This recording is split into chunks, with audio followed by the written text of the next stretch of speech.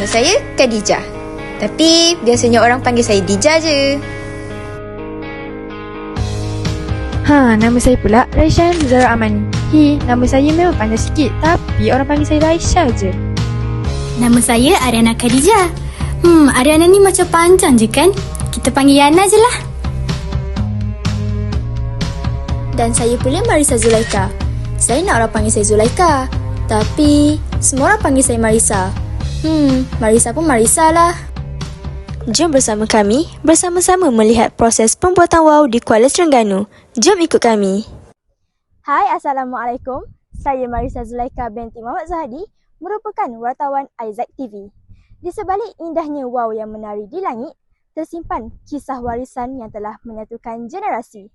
Wow bukan sekadar permainan, tetapi lambang seni, budaya dan jati diri masyarakat Melayu. Inilah kisah bagaimana warisan disulam, peradaban dirakam.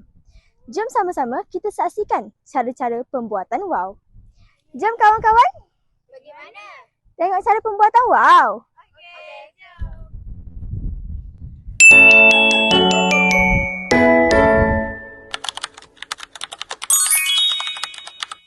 Saya Mazlan bin Jaafar, kalau orang Terengganu panggil Pok Lang, pembuat wow lah. Telah berkecimpung dalam wow ni selama lebih kurang pada 35 tahun. Dalam wow ni dia ada 4 kemahiran. Kemahiran yang pertama meraup buluh, mendapatkan bentuk dia. Proses yang kedua ialah melukis.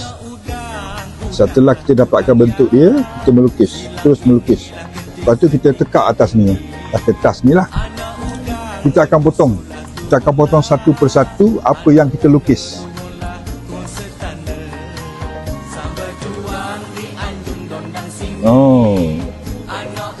Malu nak khabar.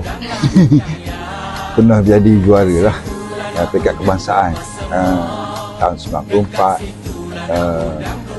di Kedah, di Kelantan. Adalah beberapa negeri. Pasal kita setiap ada kejohanan wow di Malaysia peringkat kebangsaan, kita akan turut serta ambil bahagian. Dan banyaklah pencapaian lah. Harapan saya memang tinggi, setinggi gunung. Saya haraplah generasi baru simpanlah minat dia orang, pasal ini adalah identiti kita orang Melayu. Permainan kebudayaan, seni lukis, seni wow ni adalah permainan orang-orang Melayu dulu-dulu. Bila kita tinggalkan, tak ada kesinambungan, dia akan pupus. Bila kita tinggalkan, orang muda tinggalkan benda ni, sayanglah. Maknanya kita nak tu balik, nak dapatkan balik, jadi susah. Jadi kita haraplah generasi baru simpanlah minat kita, pasal inilah identiti kita orang Melayu. Ini kita panggil ibu, yang tengah ni kita panggil ibu. Ibu ni yang melahirkan kita, zuriat-zuriat. Tengok daun ni, umpama anak. Di sini tumbuh berpunca penuh rahsia. Di sini ialah anak, menerjah tapi tidak menikam. Batangnya menjala tapi penuh mesra, tidak membelik, tidak menjerut kawan ataupun lawan. Contoh bunga ni umpama gadis atau perempuan lah. Dan yang ini ialah kijang emas, kijang kencana. Hidup ni mesti ada berpasangan, lelaki dan perempuan.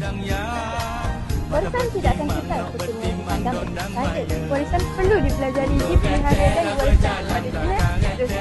Marilah kita bersama-sama mengulang warisan merakam kebenaran agar seni pembuatan wow terus mewarnai langit Malaysia. Sekian sahaja untuk video kali ini. Isaac TV, Beyond the Boundary.